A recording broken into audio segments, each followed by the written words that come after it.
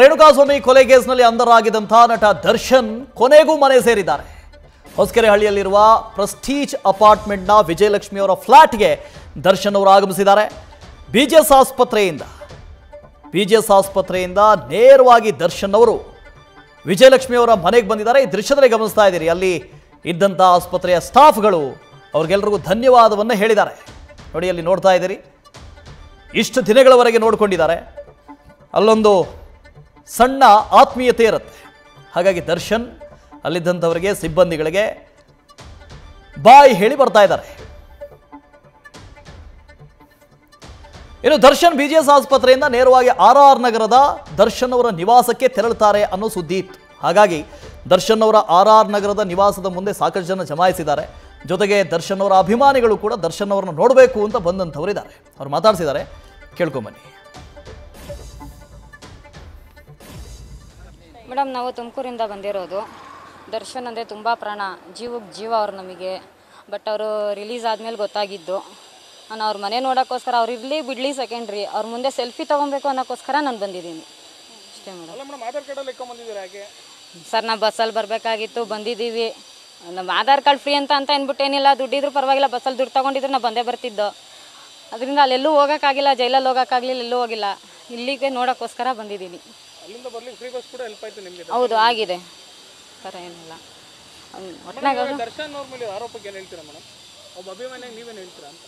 ಅಭಿಮಾನಿ ಅಂದರೆ ಸರ್, ನನಗೆ ಆ ಥರ ಏನಿಲ್ಲ. ನನಗೆ ಒಟ್ನಾಗ ಅವ್ರು ತುಂಬ ಇಷ್ಟ. ನಮ್ಮ ಮೊಬೈಲಲ್ಲಿ ಬರೀ ಅವ್ರದ್ದೇ ಸ್ಟೇಟಸ್ಸು, ಬೇರೆ ಇರೋದು ನಾವು ಹಾಕಕ್ಕೆ ಹೋಗಲ್ಲ. ನಮ್ಮ ಅಣ್ಣವರೆಲ್ಲ ಅವ್ರ ಫ್ಯಾನೇನೆ. ಈಗ ನಮ್ಮ ಅಣ್ಣವ್ರಿಗೆ ಅಡ್ರೆಸ್ ತಿಳ್ಕೊಂಡೆ ನಾನು ಇಲ್ಲಿಗೆ ಬಂದಿರೋದು. ಅನುಶ್ರೀ ಅಂತ ಹೇಳ್ಬಿಟ್ಟು.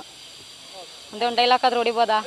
ದರ್ಶನ್ದು ಡ್ಯಾನ್ಸ್ ಏನಿಲ್ಲ, ದರ್ಶನ್ದವ್ರದ್ದು ಹೇಳ್ಬೋದಾ?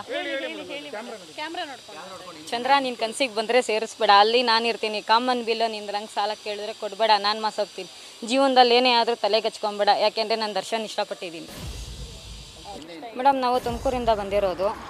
ದರ್ಶನ್ ಅಂದರೆ ತುಂಬ ಪ್ರಾಣ, ಜೀವಕ್ಕೆ ಜೀವ ಅವ್ರು ನಮಗೆ. ಬಟ್ ಅವರು ರಿಲೀಸ್ ಆದಮೇಲೆ ಗೊತ್ತಾಗಿದ್ದು. ನಾನು ಅವ್ರ ಮನೆ ನೋಡೋಕ್ಕೋಸ್ಕರ, ಅವ್ರು ಇರಲಿ ಬಿಡಲಿ ಸೆಕೆಂಡ್ರಿ, ಅವ್ರ ಮುಂದೆ ಸೆಲ್ಫಿ ತೊಗೊಬೇಕು ಅನ್ನೋಕ್ಕೋಸ್ಕರ ನಾನು ಬಂದಿದ್ದೀನಿ ಅಷ್ಟೇ ಮೇಡಮ್. ಸರ್, ನಾವು ಬಸ್ಸಲ್ಲಿ ಬರಬೇಕಾಗಿತ್ತು, ಬಂದಿದ್ದೀವಿ.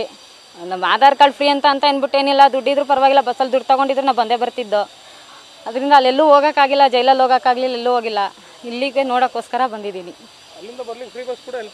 ಹೌದು, ಆಗಿದೆ, ಥರ ಏನಿಲ್ಲ.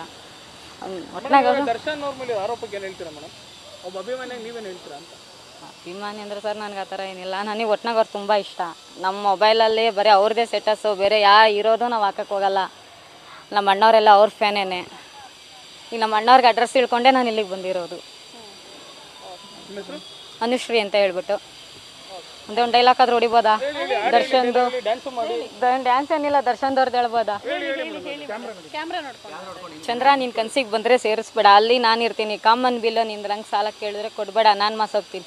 ಜೀವನದಲ್ಲಿ ಏನೇ ಆದರೂ ತಲೆಗೆ ಹಚ್ಕೊಂಬೇಡ, ಯಾಕೆಂದರೆ ನಾನು ದರ್ಶನ್ ಇಷ್ಟಪಟ್ಟಿದ್ದೀನಿ.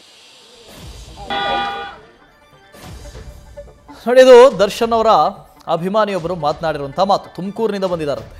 ದರ್ಶನ್ ಅವರು ಇವತ್ತು ಡಿಸ್ಚಾರ್ಜ್ ಆಗ್ತಾರೆ, RR ನಗರದ ಮನೆಗೆ ಬರ್ತಾರೆ. ಅಲ್ಲಿ ನೋಡಬಹುದು, ಯೋಗಕ್ಷೇಮ ವಿಚಾರಿಸೋಣ ಅಂತ ಬಂದಿದ್ರು ತುಮಕೂರಿನಿಂದ ದರ್ಶನ್ ಅವರ ಅಭಿಮಾನಿ. ಕಡೆದ ದರ್ಶನ್ ಇವತ್ತು RR ನಗರದ ತಮ್ಮ ಮನೆಗೆ ಹೋಗಿಲ್ಲ. ಅಲ್ಲಿಂದ ನೇರವಾಗಿ ಬಿಜಿಎಸ್ ಆಸ್ಪತ್ರೆಯಿಂದ ಡಿಸ್ಚಾರ್ಜ್ ಆದ ತಕ್ಷಣ ಹೊಸಕೆರೆಹಳ್ಳಿಯ ಪ್ರೆಸ್ಟೀಜ್ ಸೌತ್ ರಿಚ್ ಅಪಾರ್ಟ್ಮೆಂಟ್ಗೆ ತೆರಳಿದ್ದಾರೆ. ವಿಜಯಲಕ್ಷ್ಮಿ ಅವರ ಫ್ಲ್ಯಾಟ್ಗೆ ತೆರಳಿದ್ದಾರೆ. ಸೊ ಫೈನಲಿ ದರ್ಶನ್ ಮನೆ ಸೇರಿದಂತಾಗಿದೆ. ರೇಣುಕಾಸ್ವಾಮಿ ಕೊಲೆ ಕೇಸ್ನಲ್ಲಿ ಅಂಧರಾಗಿದ್ದರು ದರ್ಶನ್. ಅದಾದ ನಂತರ ಏನೆಲ್ಲ ನಡೀತು, ಏನೆಲ್ಲ ಹೈಡ್ರಾಮಾಗಳು ನಡೆದಿದ್ದಾವೆ ಎಲ್ಲವೂ ನಿಮಗೆ ಗೊತ್ತಿದೆ. ಜಾಮೀನಿಗೆ ಅಂತ ಹೇಳಿ ಹೋಗಿದ್ದು, ಮತ್ತೆ ಮತ್ತೆ ಮತ್ತೆ ಜೈಲ್ ಚೇಂಜ್ ಆಗಿದ್ದು, ಎಲ್ಲೋ ಬೆಂಗಳೂರಿನಲ್ಲಿದ್ದರು, ಅಲ್ಲಿ ರಾಯಲ್ ಟ್ರೀಟ್ಮೆಂಟ್ ಪಡ್ಕೊಳ್ತಾ ಇದ್ದಾರೆ ಅಂತ ಆಯಿತು. ಅಲ್ಲಿಂದ ಬಳ್ಳಾರಿ ಜೈಲಿಗೆ ಹೋದರು, ಅಲ್ಲಿಂದ ಮತ್ತೆ ಮಧ್ಯಂತರ ಜಾಮೀನು ಸಿಕ್ತು, ಆಸ್ಪತ್ರೆ ಬಂದರು, ಫೈನಲಿ ಬೆಂಗಳೂರು ಬಂದ್ರಲ್ಲ ಅಂತ ಆಯಿತು. ಆಸ್ಪತ್ರೆಯಿಂದ ಈಗ ಡಿಸ್ಚಾರ್ಜ್ ಆಗಿದ್ದಾರೆ, ಮನೆ ಸೇರಿದ್ದಾರೆ. ಸೊ ಇನ್ನು ಮುಂದೆ ಏನಾಗುತ್ತೆ? ಟ್ರಯಲ್ ಪ್ರಾರಂಭ ಆಗುತ್ತೆ, ಟ್ರಯಲ್ಗೆ ಹೋಗ್ತಾ ಇರಬೇಕಾಗತ್ತೆ. ಇದು ಕೂಡ ಕಂಡೀಷನಲ್ ಬೇಲು. ಒಂದಷ್ಟು ಷರತ್ತುಗಳನ್ನು ಹಾಕಿದ್ದಾರೆ, ಷರತ್ತುಬದ್ಧವಾದಂಥ ಜಾಮೀನು. ಅವ್ರಿಗೆ ಈಗಾಗಲೇ ಬೆನ್ನು ನೋವಿದೆ. ಬೆನ್ನು ನೋವಿನಿಂದ ಗುಣಮುಖರಾದ ನಂತರ ಮತ್ತೆ ಶೂಟಿಂಗ್ಗಳಲ್ಲಿ ಭಾಗಿಯಾಗ್ತಾರ. ಒಂದಷ್ಟು ಸಿನಿಮಾಗಳು ಪೆಂಡಿಂಗಲ್ಲಿದ್ದಾವೆ, ಈಗಾಗಲೇ ಆರಂಭ ಆಗಿರುವಂಥದ್ದು ಇದೆ, ಕೆಲವು ಸೀಕ್ವೆನ್ಸ್ಗಳನ್ನು ಮುಗಿಸಿರುವಂಥದ್ದು ಇದೆ. ಅಂಥ ಸಿನಿಮಾಗಳನ್ನು ಮುಗಿಸ್ಬೇಕಾಗಿದೆ. ಮತ್ತು ಯಾವತ್ತಿಂದ ರೆಗ್ಯುಲರ್ ಜೀವನಕ್ಕೆ ಅವರು ಹೋಗ್ತಾರೆ, ಎಲ್ಲ ಪ್ರಶ್ನೆಗಳಿದ್ದಾವೆ.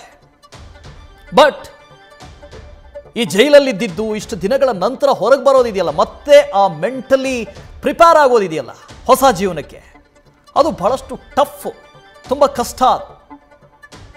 ಸೊ ಅಲ್ಲಿಂದ ದರ್ಶನ್ ಬರಬೇಕಾಗಿದೆ. ಈಗಾಗಲೇ ಅವರಿಗೆ ಕೌನ್ಸಿಲಿಂಗ್ ಕೂಡ ಆಗಿದೆಯಂತೆ. ಸದ್ಯ ಅವರ ಮೆಂಟಲ್ ಪರಿಸ್ಥಿತಿ ಹೇಗಿದೆ ಅಂತ ಗೊತ್ತಿಲ್ಲ, ಸಿಚುವೇಶನ್ ಹೇಗಿದೆ ಅಂತ ಗೊತ್ತಿಲ್ಲ.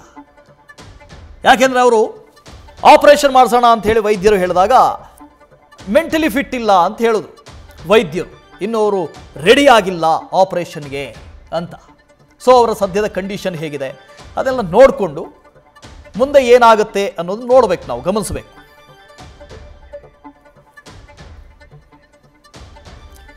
ಇನ್ನು ಸತ್ತರ್ ಇದ್ರ ಬಗ್ಗೆ ಹೆಚ್ಚಿನ ಡೀಟೇಲ್ಸ್ ಅನ್ನು ಕೊಡ್ತಾ ಹೋಗ್ತಾರೆ. ಸತ್ತರ್ ಇಷ್ಟು ದಿನಗಳ ನಂತರ ದರ್ಶನ್ ಮತ್ತೊಮ್ಮೆ ವಾಪಸ್ ಆಗಿದ್ದಾರೆ, ಮನೆಗೆ ಹೋಗಿದ್ದಾರೆ. ಜೊತೆಗೆ ಅವರ ಮೆಂಟಲ್ ಕಂಡೀಷನ್ನು ಅಷ್ಟು ಸ್ಥಿರವಾಗಿಲ್ಲ, ಆಪರೇಷನ್ಗೆ ಅವರು ಇನ್ನೂ ಸಿದ್ಧವಾಗಿರಲಿಲ್ಲ. ಈ ಹಿನ್ನೆಲೆಯಲ್ಲಿ ಆಪರೇಷನ್ ಕೂಡ ಮಾಡಿಲ್ಲ. ಸೊ ಈಗ ಸದ್ಯ ವಿಜಯಲಕ್ಷ್ಮಿ ಅವರ ಮನೆಗೆ ತೆರಳಿದ್ದಾರೆ. ಡೀಟೇಲ್ಸ್ ಕೊಡ್ತಾ ಹೋಗೋದಾದ್ರೆ, ವಾಸ್ತವ ಇಷ್ಟು ದಿನ ಸರ್ಜರಿ ಅಂತಿದ್ದಂತಹ ನಟ ದರ್ಶನ್ ಇದೀಗ ಭರ್ಜರಿಯಾಗಿ ತನ್ನ ಪತ್ನಿ ಅಪಾರ್ಟ್ಮೆಂಟ್ಗೆ ಎಂಟ್ರಿ ಆಗಿರುವಂಥದ್ದು.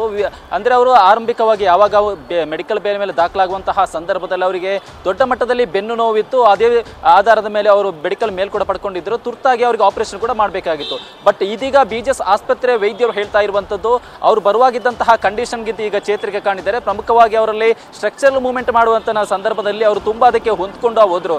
ಯಾವುದೇ ರೀತಿಯ ಒಂದು ಸ್ಟ್ರಕ್ಚರಲ್ ಮೂವ್ಮೆಂಟ್ ಮಾಡುವಂತಹ ಒಂದು ಕೆಲಸವನ್ನು ಮಾಡಿದ್ವಿ ನಾವು. ಅವರನ್ನ ಒಂದು 2 ಕಾಲಿಗಳಿಗೆ ಒಂದು ಎಕ್ಸಸೈಸ್ ಮಾಡಿದ್ವಿ. ಅದೊಂದು ಸ್ಟ್ರಕ್ಚರಲ್ ಮೂವ್ಮೆಂಟ್ ಏನು ಮಾಡಿದ್ವಿ ಅದವ್ರಿಗೆ ದೊಡ್ಡ ಮಟ್ಟದಲ್ಲಿ ಅವರ ದೇಹದ ಮೇಲೆ ಎಫೆಕ್ಟ್ ಆಯಿತು. ಅದರ ಪರಿಣಾಮವಾಗಿ ತುಸು ಚೇತರಿಕೆ ಕಾಣಿದ್ದಾರೆ. ಎಲ್ಲಿವರೆಗೆ ಅಂದರೆ ಒಂದು ನಿಂತ್ಕೊಂಡು ಓಡಾಡುವಷ್ಟು ಅವರು ಚೇತರಿಕೆ ಕಂಡಿದ್ದಾರೆ. ಬಟ್ ಏನು ಅವರ ಕುಟುಂಬಸ್ಥರು ನಮಗೆ ಸಲಹೆಯನ್ನು ಕೊಟ್ಟಿದ್ರು, ನಾವು ಡಿಸ್ಚಾರ್ಜ್ ಮಾಡಿ ಕರ್ಕೊಂಡು ಹೋಗ್ತೀವಿ, ಆ ಫಿಸಿಯೋಥೆರಪಿಯನ್ನು ಮನೆಯಲ್ಲಿ ಕೂಡ ಕಂಟಿನ್ಯೂ ಮಾಡ್ತೀವಿ ಅನ್ನೋ ನಿಟ್ಟಿನಲ್ಲಿ ಒಂದು ಸಲಹೆ ನಮಗೆ ನಮ್ಮ ಜೊತೆ ಮಾತುಕತೆ ನಡೆಸಿದ್ರು. ಅದಕ್ಕೆ ನಾವು ಒಪ್ಪಿದೀಗ ಅವ್ರನ್ನ ಡಿಸ್ಚಾರ್ಜ್ ಮಾಡ್ತಾ ಇದೀವಿ ಅನ್ನೋ ಮಾಹಿತಿಯನ್ನು ನೀಡ್ತಾ ಇರುವಂಥದ್ದು. ಬಟ್ ಈಗ ವೈದ್ಯರ ಜೊತೆ ಅವರು ನಿನ್ನೆ ಅವರ ಸಹೋದರ ಆಗಿರುವ ದಿನಕರ್ ಕೂಡ ಮಾತುಕತೆ ನಡೆಸಿದ್ರು. ಇದೇ ವಿಚಾರವಾಗಿ ಮಾತುಕತೆ ಮಾಡಿದ್ರು. ಫಿಸಿಯೋಥೆರಪಿಯನ್ನು ಮನೆಯಲ್ಲಿ ಯಾವ ರೀತಿಯಲ್ಲಿ ಕಂಟಿನ್ಯೂ ಮಾಡಬೇಕು ಅನ್ನೋ ನಿಟ್ಟಿನಲ್ಲಿ ಕೂಡ ಮಾತುಕತೆ ಮಾಡಿದ್ರು. ಈ ಒಂದು ಸಂದರ್ಭದಲ್ಲಿ ಅದಕ್ಕೆ ದರ್ಶನ್ಗಾಗಿ ಒಬ್ಬ ಸಪರೇಟ್ ಫಿಸಿಯೋಥೆರಪಿಸ್ಟ್ ಅನ್ನು ನೇಮಕ ಮಾಡಬೇಕು. ಅವರೇ ಏನು 2 ದಿನಕ್ಕೊಮ್ಮೆ ಅದರ ಮಾಹಿತಿಯನ್ನು BGS ಆಸ್ಪತ್ರೆಗೆ ನಮಗೆ ಕೊಡಬೇಕು. ಅಂದರೆ ಅವರ ದೇಹ ಯಾವ ರೀತಿ ಹೊಂದಿಕೊಳ್ಳುತ್ತೆ, ಯಾವುದೇ ಕಾರಣ ಕೂಡ ನಿತ್ಯದ ವ್ಯಾಯಾಮವನ್ನು ಬಿಡಬಾರ್ದು ಅನ್ನೋ ಸೂಚನೆಯನ್ನು ಇದೀಗ ವೈದ್ಯರು ಕೊಟ್ಟಿರುವಂಥದ್ದು. ಬಟ್ ವಾಸ್ತವದಲ್ಲಿ ಮತ್ತೊಂದು ವಿಚಾರ ಏನೆಂದರೆ ದರ್ಶನ್ ಇದೀಗ ಮನೆಗೆ ಹೋಗಿದ್ದಾರೆ, ಓಕೆ. ಬಟ್ ಅವರು ಇರುವಂತಹ ಷರತ್ತು, ಅವರಿಗೆ ಷರತ್ತೇನಿದೆ ಅದು ಸೆಷನ್ ಕೋರ್ಟ್ ವ್ಯಾಪ್ತಿ ಬಿಟ್ಟು ಹೋಗಬಾರ್ದು. ಬಟ್ ಅವರಿಗೆ ಒಂದು ಆಸೆ ಇತ್ತಂತೆ, ಅಂದರೆ ರಿಲೀಸ್ ಆದ ತಕ್ಷಣ ಚಾಮುಂಡೇಶ್ವರಿ ದೇವಸ್ಥಾನಕ್ಕೆ ಹೋಗಬೇಕು ಅನ್ನೋ ಆಸೆ ಇತ್ತು ಅನ್ನೋ ಮಾಹಿತಿಯನ್ನು ಅವರ ಆಪ್ತ ವಲಯದ ಹೇಳ್ತಾ ಇರುವಂಥದ್ದು. ಯಾಕೆಂದರೆ ಅವರು ಹಿಂದೆ ಜೈಲಿಗೆ ಹೋದಂತಹ ಸಂದರ್ಭದಲ್ಲಿ ಒಂದು ವಿಡಿಯೋ ವೈರಲ್ ಆಗಿತ್ತು. ಆ ಒಂದು ಸಂದರ್ಭದಲ್ಲಿ ಅವರು ಅದೃಷ್ಟ ದೇವತೆ ಬಗ್ಗೆ ಮಾತನಾಡಿದ ಒಂದು ವಿಡಿಯೋ ವೈರಲ್ ಆಗಿತ್ತು. ಇದೇ ಕಾರಣಕ್ಕೆ ಅವರು ಚಾಮುಂಡೇಶ್ವರಿ ದೇವಸ್ಥಾನ ಹೋಗಬೇಕು ಅನ್ನೋ ಆಸೆ ಇತ್ತು. ಬಟ್ ಸೆಷನ್ ಕೋರ್ಟ್ ವ್ಯಾಪ್ತಿ ಬಿಟ್ಟು ಹೋಗದಂತೆ ಷರತ್ತು ಇರೋದರಿಂದ ಇದೀಗ ಅವರು ತಮ್ಮ ಪತ್ನಿ ಅಪಾರ್ಟ್ಮೆಂಟ್ಗೆ ಹೋಗಿರುವಂಥದ್ದು. Vasudev, thank you ಸತಾ.